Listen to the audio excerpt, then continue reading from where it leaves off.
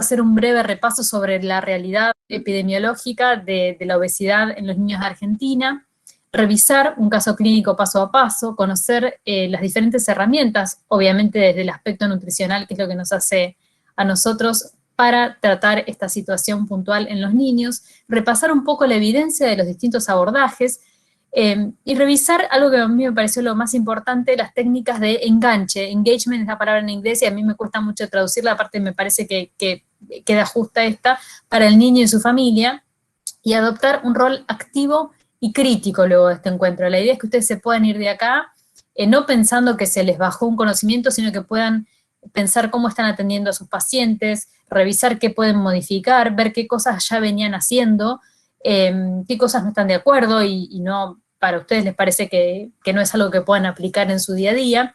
Y por supuesto, no aburrir con las cuentas y con cosas que pueden encontrar en los libros y en los estudios clínicos. Por eso van a ver que yo al final de todo, en un par de slides, resumí la parte teórica, porque la idea no es que yo les enseñe cuántas calorías le tienen que dar, sino que podamos ver una bajada bien práctica. Y antes que nada, justamente como digamos, lo que nos convoca es la obesidad infantil, me pareció importante contarles que más o menos desde la época en que yo nací se ha triplicado la obesidad en el mundo en general. La prevalencia de sobrepeso y obesidad en los chicos y en los adolescentes entre 5 y 19 años aumentó desde 4% en el año 75, me saqué un año igual, hasta 18% en el año 2016, y esto sigue. Se espera que si esto sigue incrementándose, los valores sean mucho más altos en los años que quedan, mientras en el año 75 había menos de 1% de niños y adolescentes con obesidad. Ya para 2016 había 124 millones, que son 6% en las niñas y 8% en los niños, y como les decía, esperamos para el 2025 un aumento de 70 millones si esta tendencia se mantiene, ¿sí? ¿Qué pasa en Argentina? Esto seguro todos lo conocen, que es la última encuesta nacional de nutrición y salud, realizada entre los años 2018 y 2019. Acá se evaluó a niños y niñas y adolescentes también de ambos sexos, de 0 a 17 años, y también a los adultos, pero concretamente en el caso de los niños nos podemos ver muy gráficamente cómo en los menores y en los mayores respectivamente el sobrepeso llegó a un 10% y 20,7% en los mayores de 5 años, la obesidad 3,6% en los menores de 5 y 20,4%, con lo cual esto empeora con la edad, ¿sí? Y acá, si alguien trabaja con pediatras, también la idea es que puedan salir de esta reunión tratando de, yo siempre digo evangelizar, no sé si es la mejor palabra, pero por ahí transmitir todo esto, porque mucho empieza ahí en el consultorio del pediatra, donde aparecen los casos, ¿sí? Este es el caso que yo les traigo, que es de Tiago, es un niño que nació en el año 2013 por parto normal, de 39 semanas de edad gestacional, un peso de nacimiento normal, 2,950 kilos, longitud normal y un perímetro cefálico también, y es derivado a nutrición por sobrepeso y por hipertensión arterial, manifestando que en el último mes aumentó en el último control 3 kilos de peso. Y acá es donde les voy a pedir que opinen. Acá no hay respuesta correcta ni incorrecta, simplemente es opinar. ¿Qué debemos conocer cuando nos llega un paciente así? ¿O qué datos, qué cosas preguntan ustedes cuando les llega un paciente con estas características? Además de lo que acabamos de ver en la derivación. Las escucho. Los hábitos de la familia, por ejemplo, si desayunan, almuerzan. Bien. Yo pregunto mucho cuánto aumentó de peso la madre en el embarazo, si tuvo diabetes gestacional o no, por más que ese peso sea un peso correcto, digamos, por ahí no de una madre en general diabética gestacional, pero bueno, por ahí son cosas que también pregunto. Porque tienen que ver con estos 1000 días, ¿no? Con esos días que estuvo Claro. adentro de la panza de la mamá y con lo que eso va a repercutir en su futuro. ¿Alguien más iba a decir algo? El micrófono ahí lee. Si recibe lactancia materna o leche de fórmula. ¿Qué tipo de alimentación tuvo? Eso es fundamental, cuando recién nació. El movimiento que hace. Ajá, yo pregunto quién cocina, con quién vive, con qué persona adulta, la abuela, la niñera, la madre, quién es el que está mayor tiempo con él y lo recibe en el momento de merendar, de almorzar. Sí, dónde Veo come, que están, con quién, es verdad. eso, veo que están reorientadas porque piensan mucho en el entorno, qué importancia tiene el entorno en todo eso. Y sí, hay un montón de preguntas. Sí, uno por ahí también es focalizar más el entorno, porque no sé por ahí, pero yo que empecé a trabajar un poco en pediatría y me gustan estoy formándome, como que los padres vienen con mucho como que es un tema del niño y no del entorno, ¿sí? Y es lo que más cuesta, trabajar en conjunto, que la alimentación no es del niño solo, sino de los adultos que la empiezan a manejar. Exacto. Es algo que ella ya, que me imagino que es jovencita, no la entiendo, pero que sus pasos ya empezó y pesquisó. Así que es muy importante y son datos que acá, la verdad, con esta derivación no tenemos. Un montón de cosas que hay que preguntar. Como decíamos recién, antecedentes del nacimiento, ¿sí? Si fue un parto normal. También si hubo algún cambio reciente en la familia, algún duelo, alguna separación, algún tipo de cambio laboral.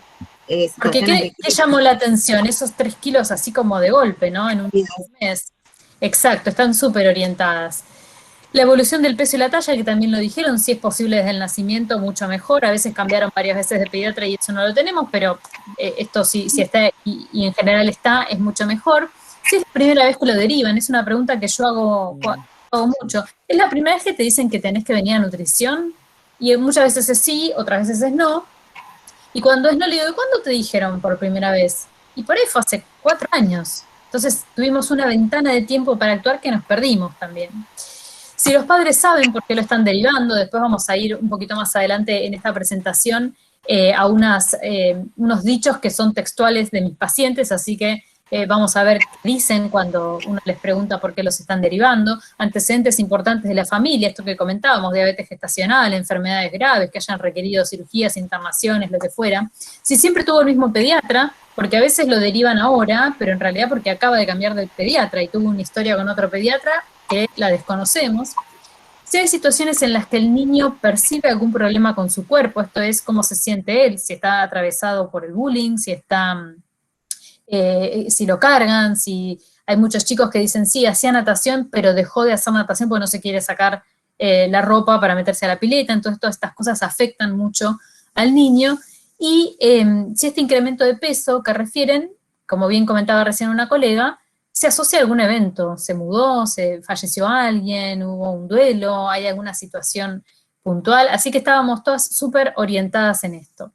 Y cuando preguntamos esto, en el caso de Tiago, que fue un resumen de historia clínica que yo relevé para este caso, tenemos un nacimiento de término, ya lo habíamos visto, un parto normal, que son los datos de historia clínica, estuvo con lactancia materna exclusiva hasta los 3 meses porque la mamá comenzó a trabajar y su pediatra le indicó una fórmula de inicio. Y continuó, a pesar de eso, un mes más con lactancia mixta, es decir, pecho y fórmula, un mes más hasta los 4 meses, luego pasó a tomar completamente fórmula porque justamente se le complicaba a la mamá con el trabajo y no tuvo asesoría en ese momento para poder continuar con la lactancia.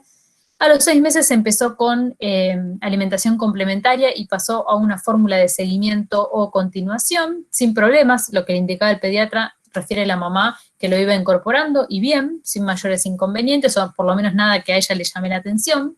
Y a los 2 años, 8 meses, tuvo una gastroenteritis aguda que lo llevó a la deshidratación y estuvo unos días internado, 3 días puntualmente.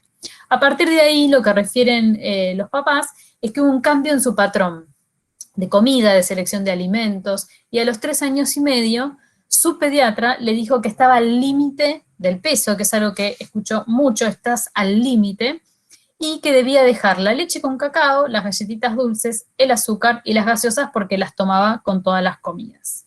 Nunca fue derivado de nutrición porque no lo consideraban necesario, era muy chiquitito, y a los 6 años se mudaron a la capital federal y cambiaron de pediatra. ¿Sí? Esto es lo que tenemos hasta ahora. ¿Alguien quiere hacer algún comentario con respecto a esta historia? ¿Algo que les surja, que les llame la atención? Y que quizás, permiso, quizás es un comentario así muy médico, tipo cancelar todo sin ningún tipo de ayuda, quizá a los padres, de reemplazo, y eso genera por ahí quizá más deseo en los chicos y también más frustración porque no entienden por qué, y quizás eso también, digamos, puede, me llamó la atención, digamos. Hablas de esto que le dijo, sacale esto, sacale esto, sacale Claro, esto. que le saque todo sin más, y que por ahí es algo que suelen hacer los pediatras sin dar ninguna otra solución, entonces por ahí desorienta bastante, sin sugerir nutricionistas, una derivación. Exacto, y además claramente con eso no va a solucionar mucho tampoco, ¿no? Porque lo que reemplace, lo que saque por ahí lo va a reemplazar por otro lado. A lo mejor en vez de leche con cacao empieza a tomar un jugo a la mañana, digo, por decir cualquier cosa. Entonces, justamente tiene que ver con eso, ¿no? Con que tal vez ese límite, vamos a ver si era tal. Y ¿qué pasó con la derivación? A mí me pasa que muchos chicos, y a ustedes les pasa también seguro, llegan al consultorio pensando que vienen como al matadero. Y muchas veces la frase, que no me quiero adelantar al slide, pero es que era muy chiquito. No, nutrición muy chiquito, como si los más chiquitos no comen. Si todos comemos desde que estamos adentro de la panza. Entonces, ¿cuál sería el riesgo de venir a un nutricionista? ¿Cuál sería la limitante de edad? Si a todas las edades comemos, crecemos y todavía cuanto más chiquito, más importantes son los nutrientes. Entonces, a esto me refería yo con que cuando trabajen con pediatras traten un poco de trabajar esta pseudo reticencia que tienen, hacer una derivación precoz. Les pido perdón porque está un poco desprolija la imagen, porque esto está sacado de la historia, pero bueno, básicamente esta es un poco la historia del peso que tenemos. Es un chico que, fíjense, que empezó con una curva de peso normal, de hecho había nacido con un peso normal. Ahí a los 2 años y medio había hecho un cruce de percentilos, y ahí vemos claramente, cuando estuvo internado, esta gastroenteritis que lo hizo cruzar de nuevo percentilos hacia abajo, había repicado un poquito, después hacia abajo, y después a los 3 años y medio disparó, y se fue al percentilo 90-97, y ahí se mantiene, ¿no? Hasta el día de hoy, que está con 25 kilos y medio. Cuando miramos la talla, vemos un poco una curva bastante paralela a los percentilos, no vemos grandes cambios, no vemos tampoco nada que llame la atención desde el punto de vista patológico. Y habitualmente, ¿qué hace el pediatra? Ve esto, o bueno, olvidemos, ¿no? Pongámosle hasta los 3 años, ve esto. Acá claramente a los 3 años vio esto el pediatra, a los 3 años y medio, y le dijo, estás al límite, ¿sí? Ese límite es el percentilo 97 para él. Pero bueno, vemos que hay una talla en un percentilo 25. Entonces, la pregunta que yo les hago es, ¿esto es una evaluación antropométrica o nutricional? ¿Qué les parece? Ya les digo, opinen libremente, aparte ya les digo, ni les estoy viendo las caras porque tengo la pantalla completa. Hablen, hablen. ¿Les parece que es correcto, que falta algo? ¿Harían otra cosa?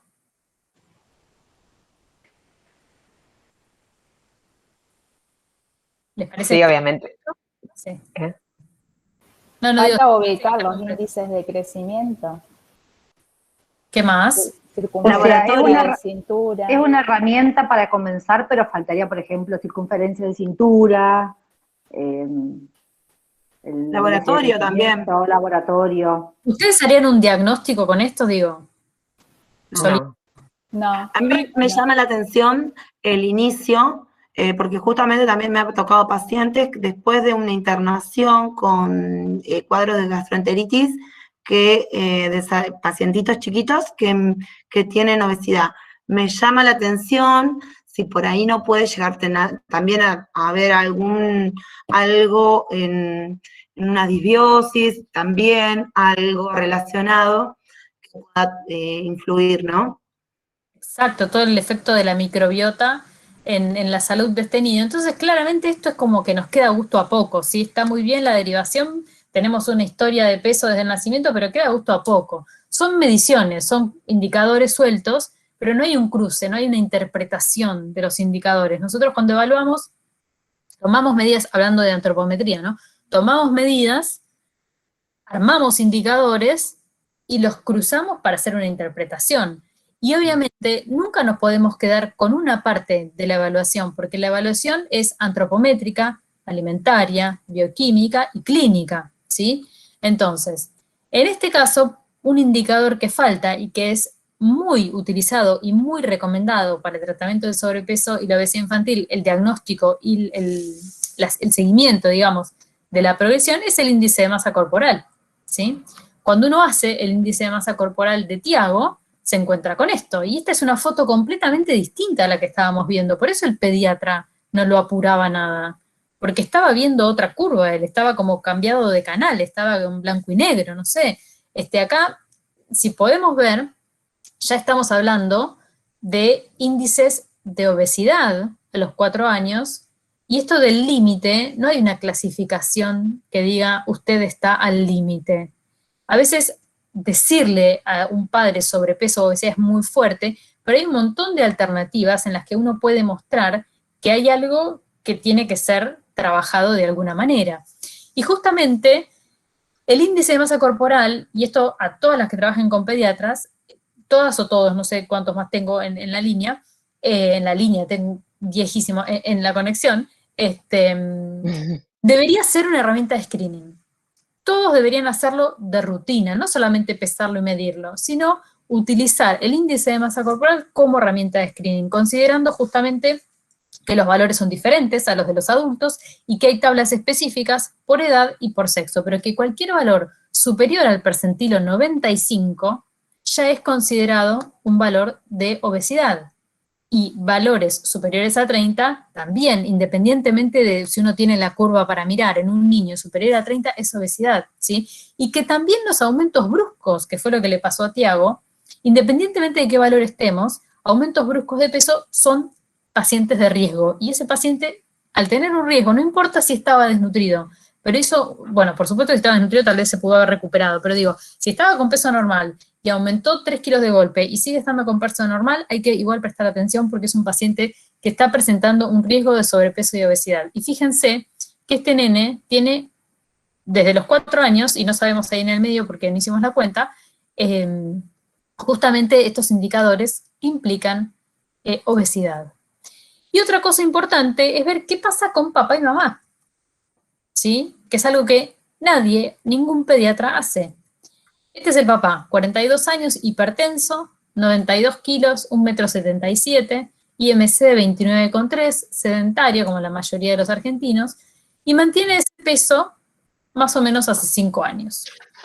Y esta es la mamá. Tiene 38, pesa 62,5, 1,63 m, un índice de masa corporal de 23,5, también sedentaria, y ella refiere que antes del embarazo tenía mucho menos peso, y que quedó más o menos con 6 kilos por encima de su peso usual. ¿Qué opinan de esto? ¿Nos marca algo? ¿Nos da una tendencia, un camino? Y ya el sedentarismo habla de algo, la hipertensión del padre. Según me parece, podría ser mucho peor el escenario, pero ya está hablando de un tipo de hábitos que nos está inculcando, que es, por ejemplo, la actividad física. Hábitos. Por otro lado, respecto a la hipertensión, más allá que es una enfermedad crónica no transmisible, que un papá de 42 años y más el sedentarismo, ya sea hipertenso, ya nos da características del tipo de alimentación que hay en la casa o el tipo de alimentos que se consumen. Y algo muy importante es que, sobre todo, cuando están atendiendo los pediatras el consultorio de niño sano, y acá ustedes tienen que ser voceros de esto, cuando tenemos papás con sobrepeso, no papás por ser padres, digo padre o madre con sobrepeso y obesidad, esto implica que si uno de ellos tiene algún grado de sobrepeso y obesidad, ese niño tiene entre 40 y 50% de probabilidades de desarrollar sobrepeso. Si los dos papás tienen sobrepeso y obesidad, es decir, papá y mamá, o bueno, papá o mamá, también existe hasta un 80% de probabilidad de que ese niño desarrolle sobrepeso y obesidad. Por motivos varios. Hay un tema genético, pero también era lo que ustedes decían, hay un tema de hábitos, de tipo de alimentación. Entonces, ya cuando uno como pediatra, ve un niño sano, de 3 años cuyo papá tiene obesidad o cuya mamá tiene obesidad o que tienen los dos, ese es un paciente que tienen que derivar a nutrición. De entrada, hay que derivarlo para que aprenda a comer él y la familia. ¿Por qué? Porque la obesidad infantil tiene un montón de complicaciones neurológicas, psicosociales, esto que hablábamos recién, de la autoestima, de la depresión, del bullying, pulmonares también, que aparecen trastornos del sueño, apneas gastrointestinales, lo mismo, hígado graso. Hay chicos muy jovencitos, 10 años, que ya tienen una ecografía que les marca hígado graso. Problemas renales, musculoesqueléticos, todo el tema de articulaciones, rodillas, sobre todo cuando van a hacer algún deporte.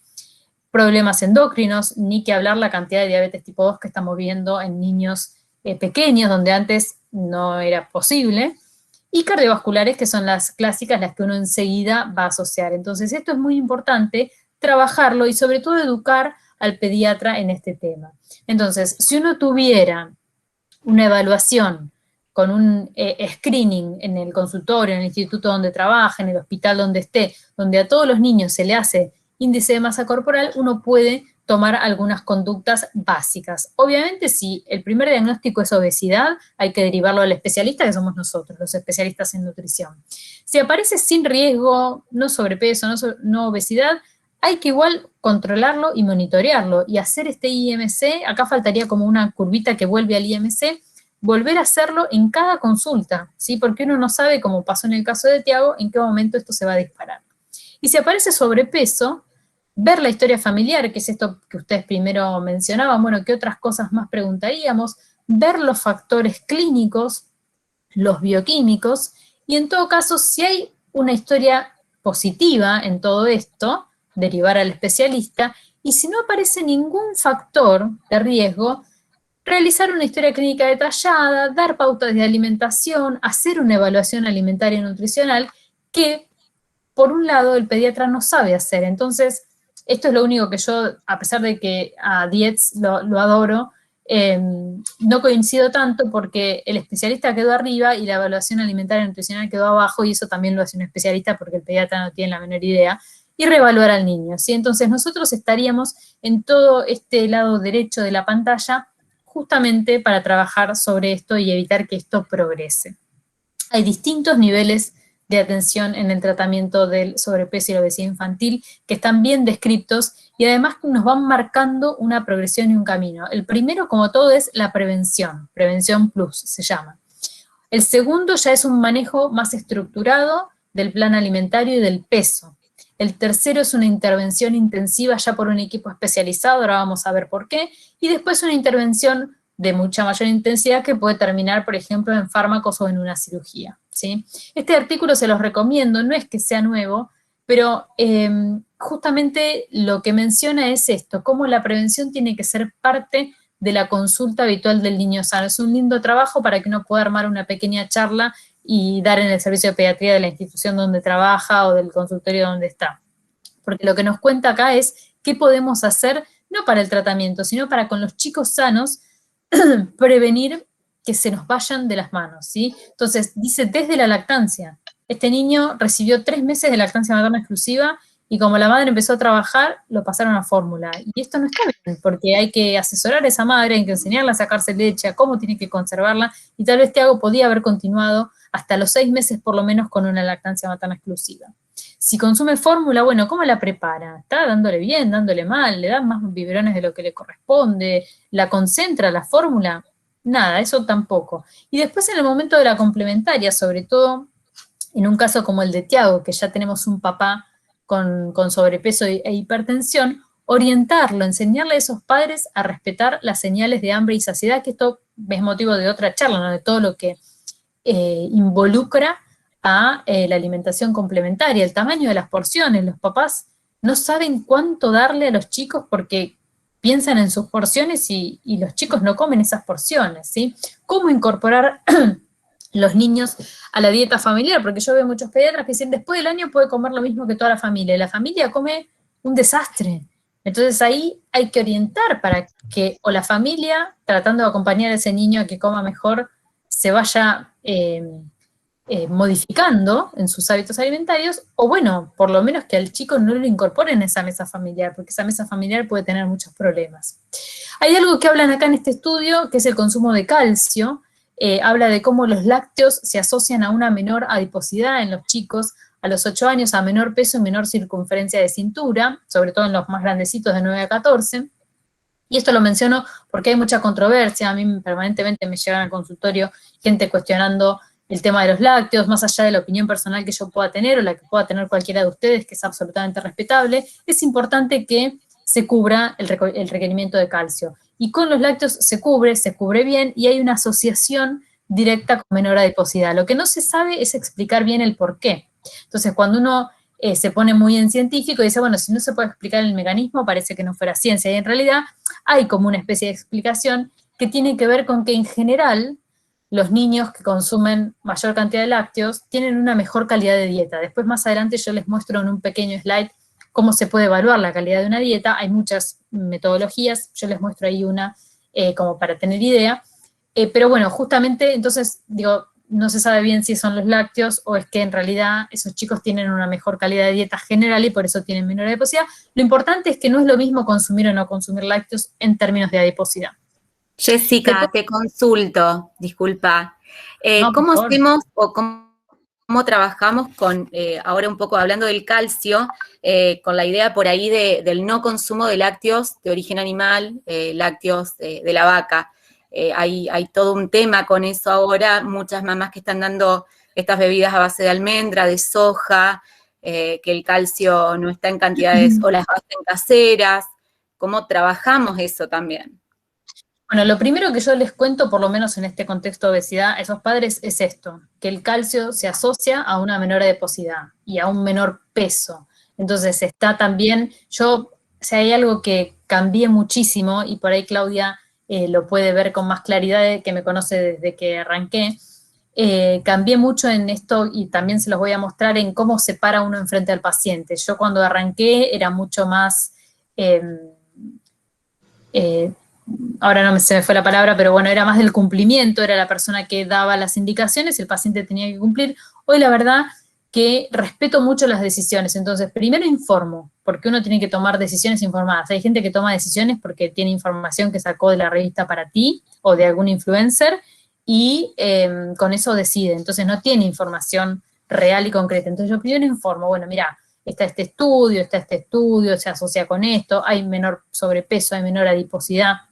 Es importante que tu hijo, desde mi perspectiva, porque vos me estás viniendo a ver a mí, a mi consultorio, entonces yo como profesional sí considero que los niños tienen que consumir lácteos. No creo que sean malos, no creo en la mala leche y no creo que sean inflamatorios. No encontré un solo trabajo serio, publicado en una revista científica, que me muestre esta asociación con los marcadores inflamatorios o otra cosa que escuché por ahí que tiene pus. La verdad que no he leído nada en revistas serias y leo y estudio bastante. Entonces, para mí, tiene que estar en la dieta.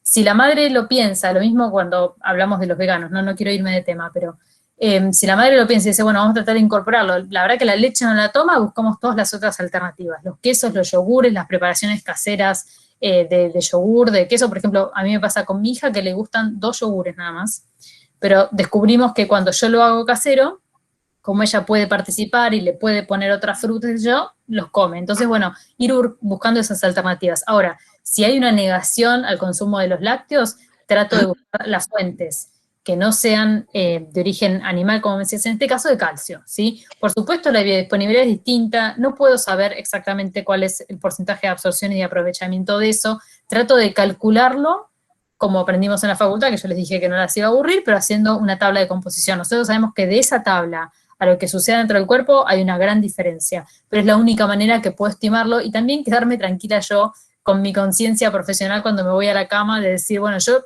por lo menos hice la cuenta para que lo cubra. Pero la realidad es que hay que tratar de que lo puedan entender. Ahora, por suerte, están saliendo algunas bebidas vegetales que tienen un contenido mayor de calcio, porque antes lo había directamente. Ellas creían que le estaban dando algo, ellas digo por las madres, por los padres, creían que le estaban dando algo adecuado a sus hijos, pero la realidad es que no había nada de calcio en eso y había un altísimo contenido de sacarosa. Ahora, por suerte, hay más, entonces uno puede jugar un poco con eso. Lo que no termino, o por lo menos hasta ahora no me senté a revisar, es cuál es la disponibilidad de ese calcio, que probablemente sea mucho menor, pero yo creo que tenemos que poder ser flexibles en ese tema, ¿sí? Mi opinión es mi opinión, y yo creo que tienen que estar. Pero bueno, tratar de buscar esas alternativas. Yo tengo una duda, Jessica, con esto que estás diciendo, de que calcio sí, o sea, de que lácteo sí, porque desde la facultad, digamos, a lo que siempre se ha dicho es que a partir de los 2 años descremado siempre.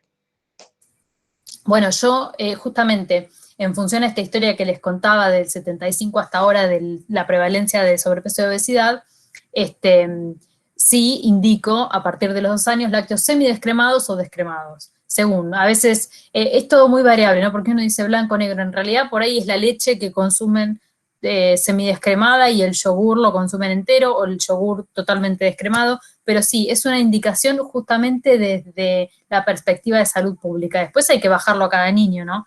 Es una indicación de perspectiva de salud pública hasta los 2 años todo entero y a partir de ahí semidescremado o totalmente descremado. Nosotros recién ahora estamos teniendo distintas variantes en los contenidos grasos de las leches puntualmente. Antes había 1,5 o 3, después 0, 1,5, 3, bueno, en el medio surgieron otras que estaban hace rato en otros países, y con eso uno puede moverse. Pero sí, esa es una indicación que nosotros manejamos. Bien. Lo que quería agregar con respecto a que he hecho el mismo cambio que vos, hemos evolucionado, pero a lo que voy es que justamente, a ver, uno tiene que siempre basarse en la evidencia. Uno no puede imponer un conocimiento a la persona que nos viene a consultar. Uno les explica, yo siempre creo que educando uno puede lograr los cambios, y uno le tiene que explicar, bueno, cuál es la denominación de una leche, qué no es una leche, etcétera, etcétera, los pros, los contras, y después está la decisión de la familia. Y después, como digo, una de las leyes de la nutrición es la adecuación de nosotros al paciente. Entonces, uno tiene que respetarlo, uno puede darle toda la información científica y todo lo que uno cree, pero no es verdad absoluta, tiene que adecuarse. Y si esa persona sigue tomando como su verdad eso que leyó, donde lo leyó, bueno, yo intento que mi plan de alimentación sea lo más completo, realizable y flexible posible, porque a mí no me sirve de nada que sea divino escrito si mi paciente se va, no lo hace más y no vuelve más. Entonces yo también digo que nosotras a veces, y por ahí esta es una de las cuestiones a veces por las cuales o los pediatras no derivan a las nutricionistas o los padres no van a la nutricionista porque me van a sacar todo. Y yo creo que ese es el cambio que nosotras tenemos que hacer. Yo no te saco nada, yo te explico pro y contra, mejor, y me lo tomo con el tiempo que sea necesario. Quizás va a llevar 1 año a que ese paciente haga los cambios, pero si sigue viniendo, es más importante que si fue con el papelito divino escrito y no vuelve nunca más. Creo que totalmente ahí está nuestro trabajo del granito de arena que tenemos que ir cambiando nosotras, ¿no? Que a veces queremos que en la primer consulta se vaya con todo. Y bueno, no. Necesitan tiempo ellos y nosotros. Así es, totalmente de acuerdo. Y bueno, justamente eso lo abordamos un poquitito más adelante porque quería bajarles eso. Esto que no se lleve todo en la primera consulta, primero porque es imposible, no lo retiene y no sirve, ¿sí? Esto que vos decías que es súper importante. Y después, continuando con la prevención desde la consulta, bueno, disminuir al máximo las bebidas azucaradas. Yo no soy de la idea de demonizar ningún nutriente, pero sí se sabe que el alto consumo de bebidas azucaradas, además de ser muy cariogénico, se asocia con el sobrepeso y la obesidad. Orientar para evitar el salteo de desayuno, ¿sí? Y que sea un desayuno adecuado, porque algunos dicen sí desayuna y en realidad es una leche bebida. El tamaño de la porción según la edad, estimular las comidas en familia, es otra de las cosas que menciona en este artículo, y lo que ustedes notaron así como de entrada, que es evitar el sedentarismo. Con respecto a los pasos que veíamos del tratamiento, bueno, lo que es la prevención tiene que ver con lo que decíamos esto, cambios sustentables para el resto de la vida. Por eso esto hay que hacerlo en el consultorio de niño sano. Tal vez ni nos deberían llegar a nosotros estos pacientes. Cambios sustentables para el resto de la vida. Enseñarles qué tienen que incorporar, por qué y en qué momento. Involucrar a la familia y tener un seguimiento por lo menos mensual con ese niño. Sobre todo si detectamos un riesgo.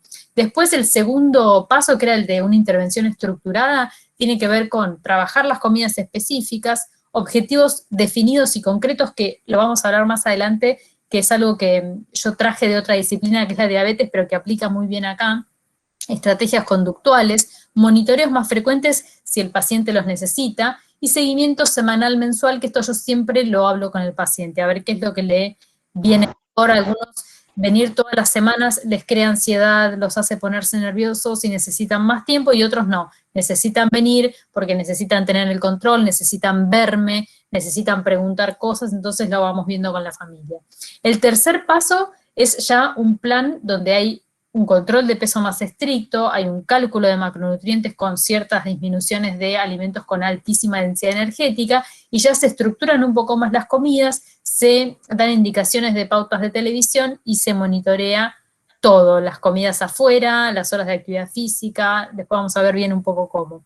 Y el último, que yo les decía que es el como más extremo, alguna medicación eventualmente, o no para el peso en sí, sino para tratar las comorbilidades, y eventualmente la cirugía bariátrica. Todo esto se va viendo en función a cómo va progresando el paciente.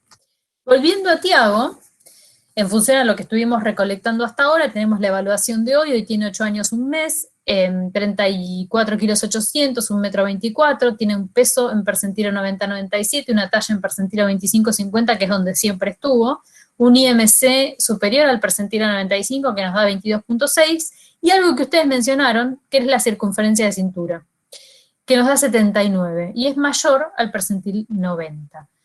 ¿Por qué usamos IMC? Ya lo vimos, sí, tiene que ser una herramienta de screening porque es un buen indicador de tejido graso, está muy aceptado y tiene muy buena asociación con obesidad infantil. Estos son los puntos de corte que los vimos antes, pero simplemente para repasar, ahora todos usamos las curvas de la Organización Mundial de la Salud, ya no usamos más otras curvas, y esto nos permite tener un patrón de crecimiento prescriptivo que es tan importante en todo el mundo. Todos los niños en el mundo crecen igual, ya no importa si es alemán, si es argentino, si es boliviano o si es francés. Hoy sabemos que todos los niños del mundo, cuando tienen las mismas condiciones que son las adecuadas, crecen igual. Por eso todos unificamos las curvas de la OMS. Y por eso tenemos en los niños más grandecitos, que son entre 5 y 19 años, el sobrepeso se clasifica con, digamos, lo que sería equivalente a superior a un desvío, y en la obesidad a 2 desvíos, y lo mismo en los casos más chiquititos, el sobrepeso se clasifica con un IMC de más de 2 desvíos y obesidad más de 3 desvíos, ¿sí?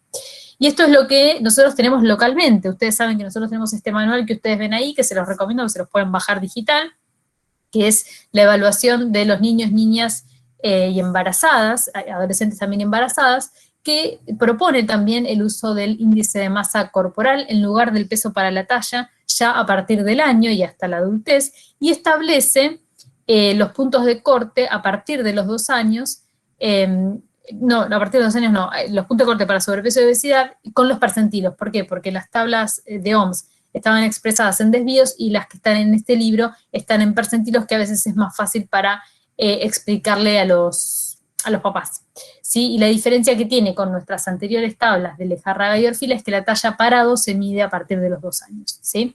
Así que estos son los puntos. Tenemos sobrepeso entre el percentilo 85 y 97, y obesidad con un IMC en el percentilo superior al 97, ¿sí? Los de más abajo los tienen ahí, pero no se los comento porque no viene al caso.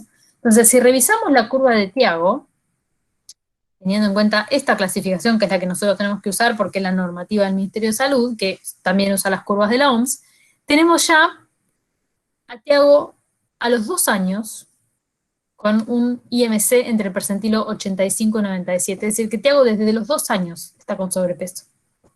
Nadie le dio bolilla, hasta los 3 y medio, que no repicó el peso, y que se fue el peso al diablo, no hubo una derivación, y que además en el medio apareció la hipertensión, ¿no? Ahora a los 6. No, a los 8, perdón. Pero fíjense, y ya después ya tenemos una ventana de tiempo que hemos perdido, y que no pudimos hacer nada. Nosotros, por supuesto, nunca nos enteramos, pero esto es algo que hay que trabajar, y está bueno poder mostrar casos así a los pediatras, ¿sí? Entonces, al año ya presentaba, no, a los 2 años, perdón, estaba ahí, índices compatibles con sobrepeso, hoy ya está en valores de obesidad, no se realizó prevención plus, o sea, lo primero, teniendo un papá con sobrepeso e hipertensión no se hizo. Hay comorbilidades, entonces, ¿qué más tendríamos que evaluar en este chico donde ya tenemos todo este paquete y encima hipertensión? Lo que ustedes me decían, bueno, la circunferencia de cintura, ¿qué me dice? Es un predictor de insulinoresistencia, ¿sí? Es un predictor de lo que llamamos síndrome metabólico, y es muy importante medirla en el niño siempre en el mismo lugar. Hay que anotarse en algún lado de la historia, digo anotarse, pero tal vez es así, dónde lo midieron, porque no es lo mismo si cambiamos los lugares de medición, y además utilizar para el lugar de medición la tabla específica, ¿sí? Tenemos 3 formas de medir la circunferencia de cintura.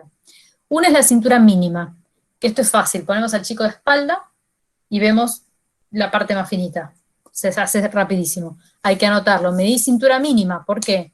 Porque ahí hay que usar los puntos de corte de Taylor, que están hechos con cintura mínima, ahora se los muestro en la figura 1. Después está la cintura suprailíaca, que esto es cuando ponemos al niño de frente, buscamos los bordes superiores de la cresta ilíaca derecha y medimos esa circunferencia. Esta está recomendada justamente para la evaluación de síndrome metabólico. Entonces usamos la tabla de Fernández, que es la que les voy a mostrar ahora, no para que puedan ver los números, si quieren después se las mando. Y después está la umbilical, que fue una de las primeras que nosotros empezamos a utilizar, que es medir la circunferencia de cintura a la altura del ombligo. Primero, porque es la más fácil, el ombligo no sube y no baja, va a estar siempre en el mismo lugar. Y segundo, porque eran las tablas del estudio de Bogalusa, que fue uno de los primeros y que nos abrió así como una epifanía la luz de la circunferencia en los niños. Estas son las distintas tablas. Una está en esta norma que yo les digo, la de Taylor es la que tenemos que utilizar si usamos cintura mínima, y las de Fernández también están en unas guías de la SAP, en una publicación de la SAP, para lo que es cintura suprailíaca, que por ahí sería lo que, si buscamos síndrome metabólico, tendríamos que medir. En este caso usamos las nacionales, ¿sí? Como yo uso mucho esta normativa para evaluación, usted use cintura umbilical, cintura umbilical, y por eso me dio superior al percentilo 90, ¿sí? ¿Qué pasa si no tenemos nada de esto? Porque por ahí estamos en un consultorio, no tenemos los valores, no podemos medir. Bueno, sacamos el índice cintura-talla. Esto es un índice que en el caso de los niños y de los adolescentes se asocia muy bien con mediciones indirectas de grasa a través de pliegues. Entonces, se sabe que cuando este índice da más allá del punto de corte, quiere decir que es un buen indicador de grasa visceral y de obesidad central. Entonces, ¿cómo se hace?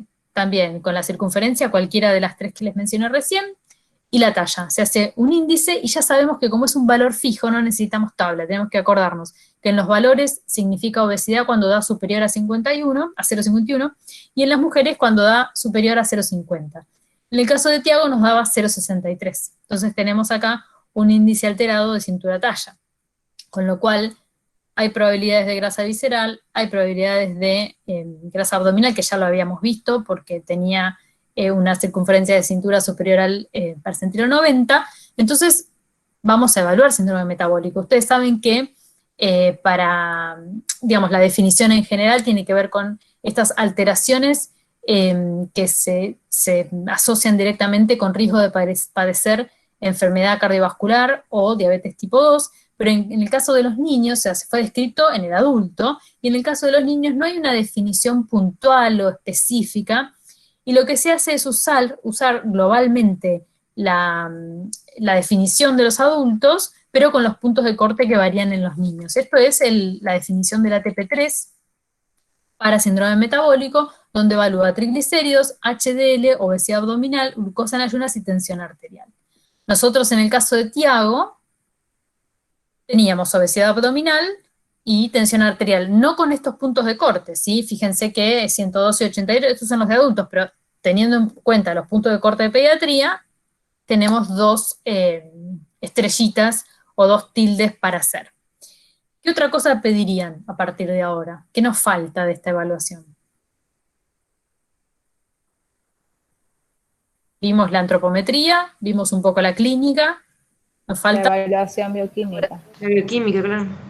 la evaluación bioquímica. Si acá tenemos un laboratorio, que les corté una partecita como para ver lo más importante, y ¿qué les parece? ¿Qué ven acá?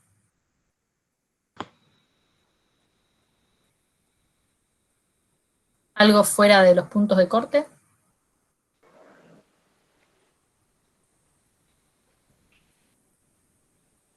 Acá es re importante, ¿saben por qué? Porque les pasa al pediatra también. Muchos pediatras ven esto y dicen, no, está bien. LDL, alto. Claro, los puntos de corte en pediatría son más bajos, por ejemplo, en el caso de colesterol y triglicéridos, más bajos que lo que es en adultos. Exactamente, ¿sí? Sobre todo el colesterol, se les pasan por adelante los 180, los 190, se les pasan por alto. Lo ven así y tan asociado con el 200 del punto de corte del adulto, no lo ven. Y en realidad, 170 es el rango, el punto de corte de límite para los chicos, ¿sí? Tiene que estar por debajo de 170. Si no, acá sí aparece esa clasificación que ellos inventan del límite. No es aceptable, está en el límite, está en 180 en este caso, ¿sí? Esperen que no lo puedo mover, ahí va. En el caso también del HDL, si ustedes lo miden, lo que podemos observar acá también, que también lo observaríamos en el caso de un adulto, es que también está el límite, ¿sí? Está casi ahí con el límite superior, ¿sí? Entonces, ¿qué es lo que hay que hacer? Controlar esto, ¿sí? No está alterado, no puedo decir tiene síndrome metabólico, porque no tiene colesterol elevado, inaceptable, o HDL muy, muy bajo. Están los dos en el límite, ¿sí? Entonces, no tenemos un síndrome metabólico, pero está en camino a, seguramente, si no actuamos en este momento. ¿Qué otras mediciones podemos tener? ¿Qué les parece? Ya pasamos por la clínica, la bioquímica, la antropométrica, ¿y qué nos queda?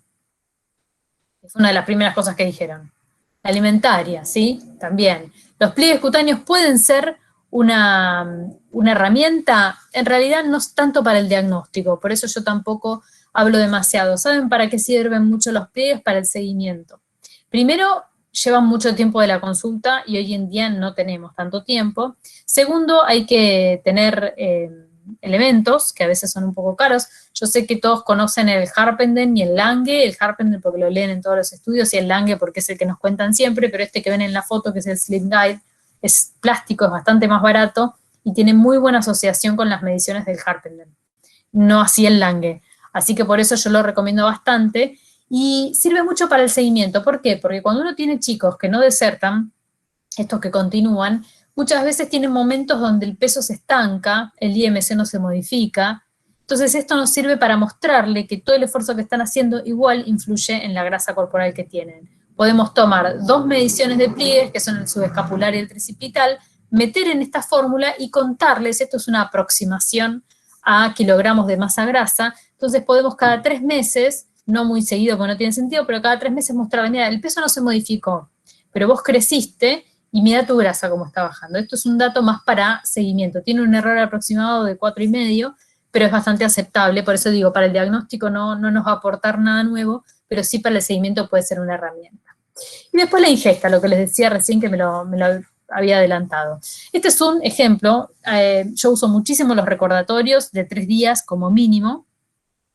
Perdón, no son recordatorios, son registros. Recordatorio, 24 horas más no, porque si no inventan, no se acuerdan de nada, pero los registros sí los uso, les cuesta mucho, y siempre hay que tener en cuenta que los adultos y los niños con sobrepeso y obesidad subregistran, entonces hay que tener en cuenta eso. Si ya uno en el registro encuentra cosas muy fuera de lugar, tiene que imaginarse que eso es un poco más allá. Este es un ejemplo de uno de los tantos días que él me trajo a lo largo de las consultas. Tenemos un desayuno que generalmente no lo hace, de 7 días, 5 se iba al colegio sin desayunar. Cuando toma una leche entera con cacao, a pesar de que en su momento le habían dicho que no la tome. ¿Por qué? Porque al no tener un plan, esas son conductas que se hacen un tiempo y después vuelven para atrás.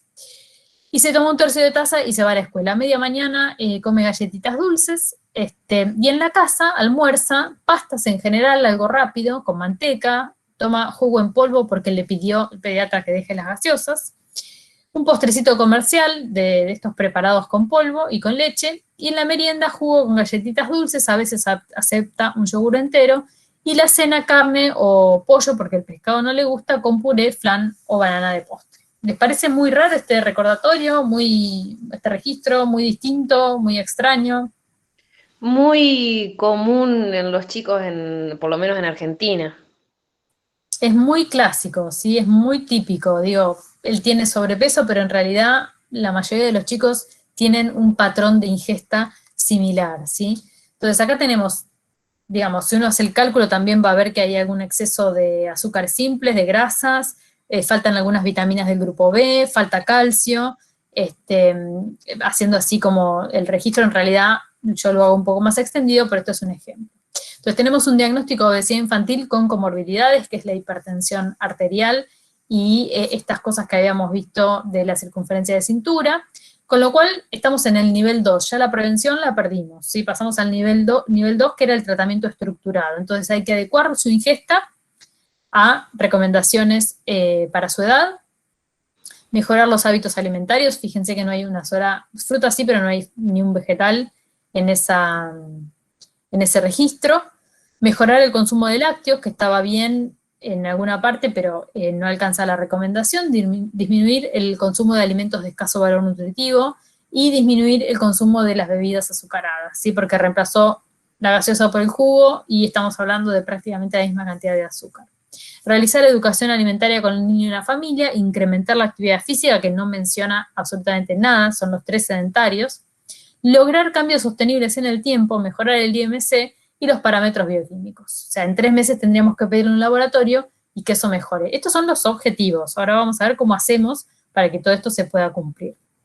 Nos vamos a basar en pilares que son 3. El alimentario, la actividad física y la conducta. Y yo me voy a enfocar mucho, voy a hablar un poquito de los 3, pero me voy a enfocar mucho en la conducta, que es esto lo que uno, aprendió a los golpes y madurando en esto de la relación profesional-paciente.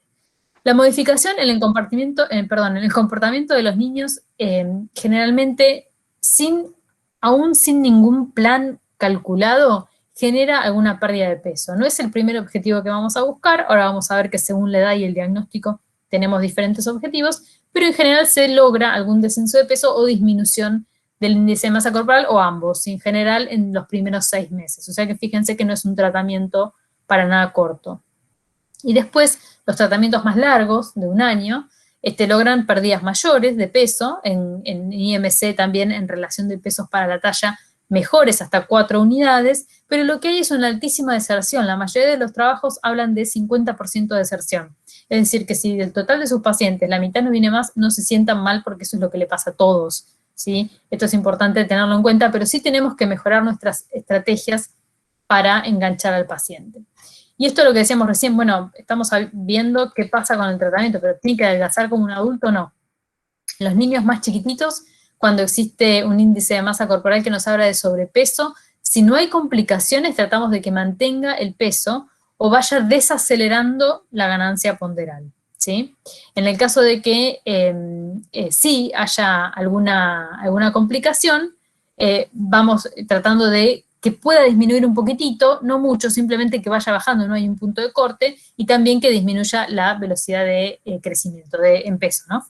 Cuando hay obesidad, mantener el peso, y solamente se persigue un descenso de medio kilo por mes en casos de índice de masa corporal en chicos tan chiquititos superiores a 21. Si no, el objetivo siempre es mantener el peso a espera de aumento de la talla. Entonces eso hace que el IMC vaya bajando. Yo siempre les explico esto, ¿no? Que es como una carrera. Habitualmente a los chicos, lo que sucede en general es que peso y talla van juntos. En el caso de estos niños el peso se aceleró, entonces lo que hay que hacer es frenar el peso para que la estatura lo pueda alcanzar. Esta es una manera de que ellos lo puedan entender. En el caso de los niños más grandes, cuando hay sobrepeso sin complicaciones, mantener la velocidad de ganancia ponderal, en el caso pero siempre sin subir de peso, ¿no? En aumento de la talla. En el caso del IMC con sobrepeso, si hay complicaciones, disminuir esa velocidad de crecimiento y tratar de mantener el peso. Y en el caso de Tiago, que era un niño entre 6 y 11, con obesidad lograr un descenso de peso gradual de hasta 500 gramos por mes, ¿sí? No, nosotros no le vamos a transmitir esto al niño, primero porque no ponemos una meta de número y aparte porque lo llenamos de ansiedad, pero nosotros tenemos que saber en cada control que lo ideal es que vaya bajando algo, lo máximo 500, a veces bajan 500, a veces no, pero mientras el número sea menor, él va a estar bien. ¿Por qué? Porque le estamos pidiendo algo que es antinatural, que es que frene al peso cuando en realidad la tendencia del organismo es que vayan siempre juntos. Y en el caso de obesidad grave, ya el descenso puede ser casi como el de un adulto, 1 kilo por semana. En los adolescentes la historia es otra, ya lo que se pide es, bueno, por supuesto si no hay complicaciones y es un sobrepeso leve, mantener el peso, si hay alguna complicación, un descenso gradual, y ya en casos de obesidad u obesidad grave, al igual que un adulto, un descenso de peso de hasta 1 kilo por semana, asociado a todos los otros objetivos que teníamos, que ahora vamos a ver cómo hacemos. ¿Cuál es el mejor plan alimentario? ¿Qué es lo que saben ustedes? ¿Dietas bajas en carbohidratos, dietas con índice glucémico bajo, modificaciones del plan del semáforo, bajos en grasas, hipocalóricos? ¿Qué usan ustedes? ¿Qué leyeron? ¿Qué estudiaron?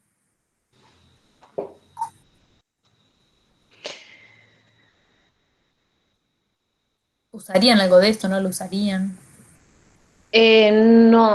No usaría, o sea, depende de la situación, ¿no? Si ya tiene la glucemia, o sea, si ya los laboratorios nos dan alguno de estos que se plantean, sí, y si no, más tirando a normo hipocalórico, yo no hago tanto énfasis en las calorías, sino en incorporar, porque en general no hay frutas, verduras, lácteos, o sea, en general es más armar lo más parecido a las recomendaciones generales que en mi caso por lo menos distan mucho lo que ya me traen, digamos, entonces suelo ir más por ese lado. Bien, ¿alguien más? Yo trato también de no pensar tanto en lo que no, sino tratar de incorporar esos grupos de alimentos que están faltando, ir progresando a cambios de alimentación en lo que es el niño y la familia en general. Pero claro, si no hay otra complicación también, pautas alimentarias, algunos cambios y bueno, ir viendo qué posibilidad se va dando con el niño para ir trabajando con la gráfica o quizás así con un plan de semáforo, pero muy en grandes rasgos, digamos. ¿Alguien más?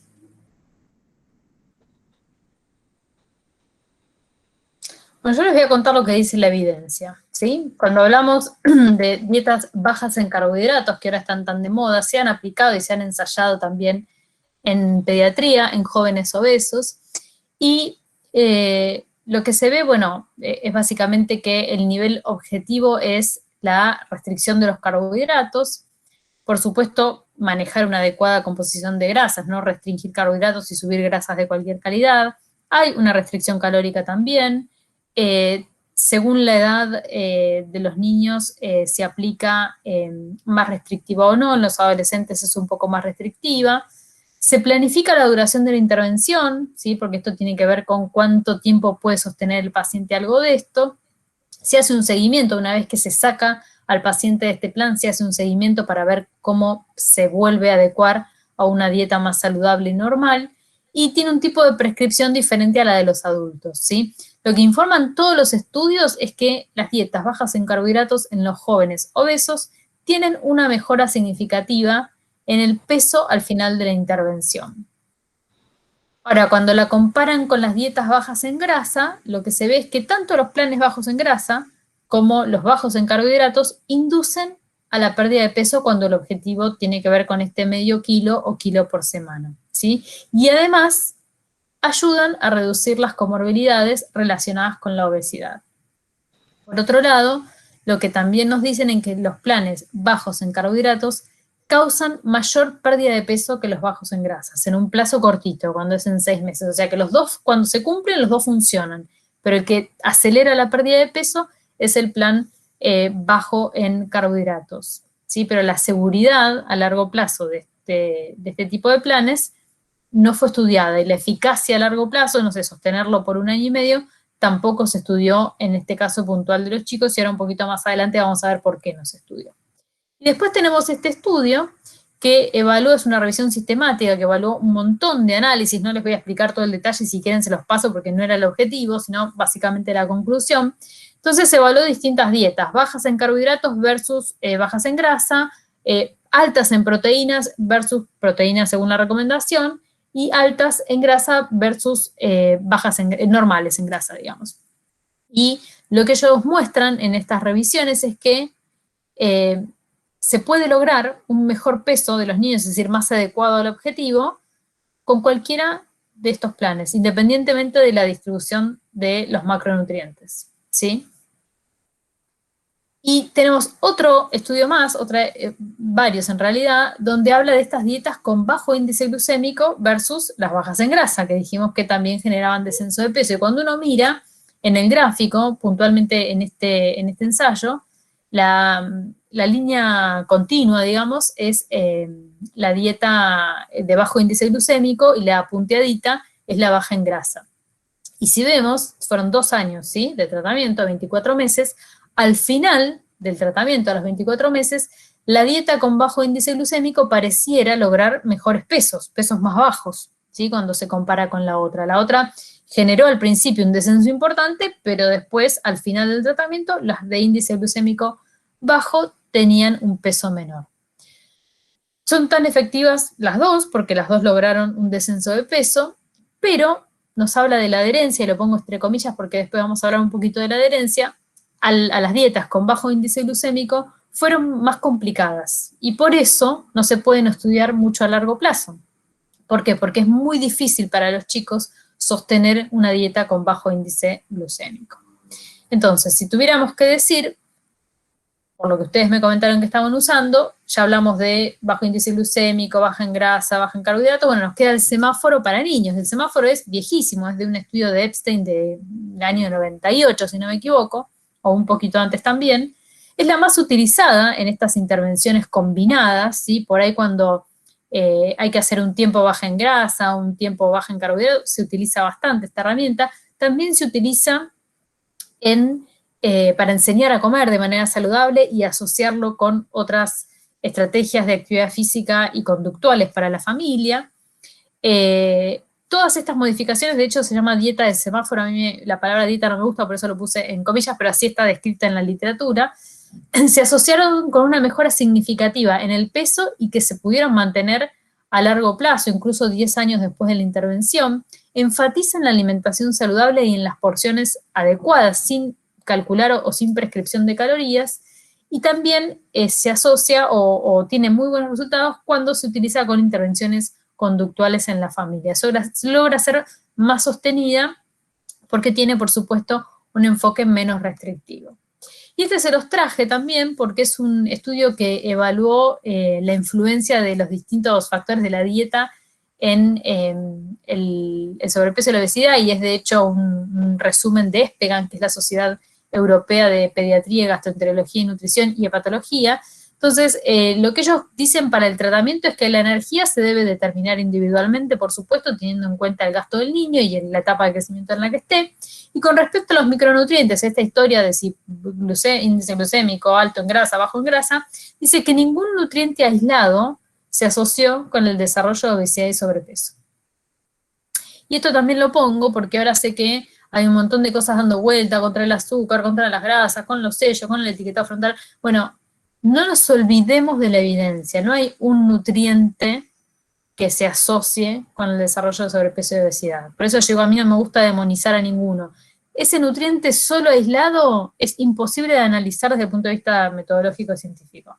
Se analiza en un contexto de una bebida, en un contexto de una dieta, en un contexto de un tipo de alimentación.